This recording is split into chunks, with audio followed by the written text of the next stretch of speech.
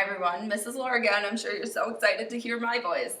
Today we're going to take a look at how to solve exponential and log equations in the context of a word problem. So we're going to start with our first example. We've got the population of a small community is declining, so keep that in mind, that's going to be important, at a rate of 7% per year. Obviously we're going to need that number. The current population is 8,500. And we want to know when in the future it will be below 6,000. So the first thing we need to remember is our exponential equation. Y equals A times B to the x power. A is the initial population, so in this case 8,500. B is the growth or decay rate. So remember when we found our multipliers, if it was a rate of decay, which is what we have, a decline, we would subtract it from 100% before converting it to a decimal, because the base of our exponential is the amount that we keep, not the amount that we lose. So we're keeping 93% of our population. The time is what we're looking for, that's what we don't know, but we do know the amount that it will be after the time, 6,000. So we're going to start solving this like a normal equation. We're going to divide both sides by 8,500. I'm going to sort of simplify by canceling those two zeros. You can punch that into your calculator, but it gives you a messy decimal. So in order to keep the smallest amount of rounding error, I'm going to leave it as a fraction. To solve an exponential, you take the log of both sides.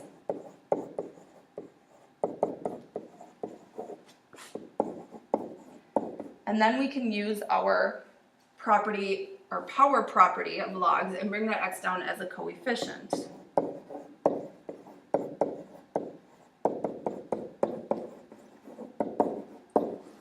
And then to finish solving for x, we're going to divide both sides by log of 0.93.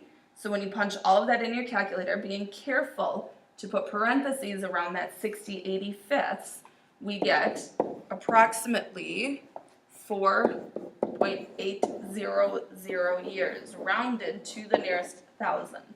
So it'll take about 5 years for the population to drop below 6,000. Next, we're going to take a look at the value of a painting increasing. So now we have to think about how we find that multiplier when our value is increasing. Same formula, we've got an exponential, so we substitute the original value, which was 3,500. To find the rate of growth, we keep 100% of the value and add on an additional 7.5%. So that's 107.5% converted to a decimal.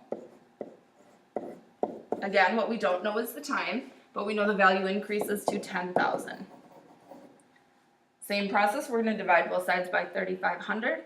And again, I'm going to sort of simplify just by canceling those last two zeros. To get that x out of the exponent, I want to take the log of both sides.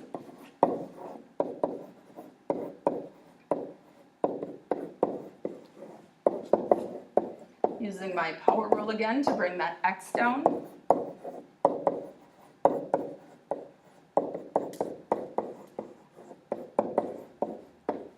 And dividing both sides by log of 1.075, we get our x is approximately 14.516 years. So to increase the value, it's going to take a little over 14.5 years for that value to increase to $10,000. In our last example, we're going to take a look at a log equation. So this time we are given the formula, we just need to substitute and solve. So we're told the pH is 1, so we substitute 1.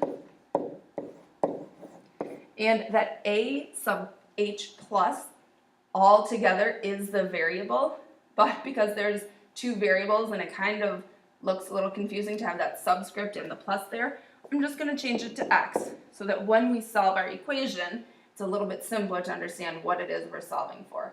So we're solving for x, we've got negative log of x. So the first thing I'm going to do is cancel that negative by dividing both sides by -1.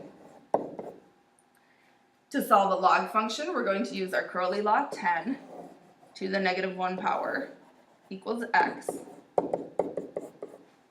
And finally, we're going to evaluate 10 to the negative 1 power flips it to 1 over 10, or 0.1 if we want it in decimal form. So converting back to that variable we were given, a sub h plus is 1/10. So that would be the concentration of hydrogen in the solution that we would need for a pH of 1. And your U-try question.